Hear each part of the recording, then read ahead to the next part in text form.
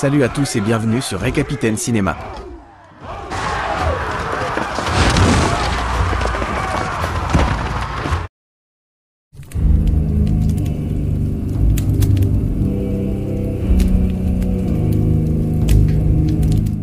Thomas Munro, un missionnaire britannique, débarque en Nouvelle-Zélande en 1830 à bord d'un navire éprouvé par la tempête. Pendant cette période tumultueuse, marquée par des conflits entre les tribus maoris, Munro assiste à une jeune femme maori, Rangimei, fille de Maianui, le chef d'une tribu, menacée de mort par les guerriers d'Akatarewa, chef de l'autre tribu. Munro, poussé par un sentiment de compassion et de devoir, intervient en offrant son cheval en rançon pour la vie de Rangimei. Ayant réussi à sauver Rangimei, Munro l'emmène dans le village britannique d'Epworth. Là-bas, il assume le rôle de missionnaire, dédié à répandre le christianisme parmi la population locale. Dans le cadre de sa mission, Munro devient le tuteur religieux de Rangimei, la guidant à travers les principes et les pratiques de sa foi.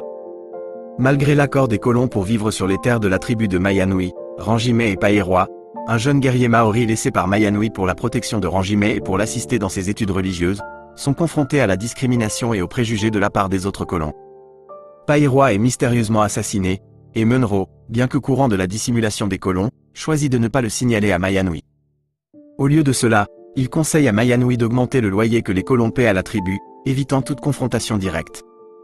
Munro partage également son expertise militaire avec les guerriers maoris, leur enseignant une méthode plus efficace pour charger leurs fusils à silex. Lors d'un rassemblement des anciens de la tribu dans le Warenui, Munro révèle son passé de soldat britannique. Il raconte avoir dirigé une charge contre ce qu'on croyait être une forteresse ennemie, seulement pour découvrir qu'il s'agissait d'une école remplie de femmes et d'enfants innocents. Cet événement tragique lui a fait entamer une profonde quête spirituelle de rédemption, qui l'a finalement conduit en Nouvelle-Zélande. Munro, cherchant à réconcilier les tribus en guerre, se rend sur le territoire d'Akatarewa à bord du même navire britannique qu'il avait amené en Nouvelle-Zélande. Akatarewa, cependant, rejette la paix et capture le navire, s'emparant de son précieux chargement de fusils. Munro rejoint la tribu de Maianui dans la bataille qui s'ensuit, laquelle aboutit finalement à la défaite et à l'exécution d'Akatarewa.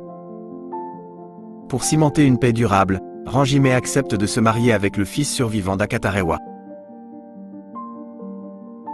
4 ans plus tard, Munro, désormais orné d'un tatouage facial maori, sert de conseiller aux tribus maoris unies. Il joue un rôle crucial dans leurs négociations avec une délégation britannique cherchant à établir un poste de douane à Epworth. Et voilà, on arrive à la fin de ce résumé. Si tu as aimé cette vidéo, n'oublie pas de liker.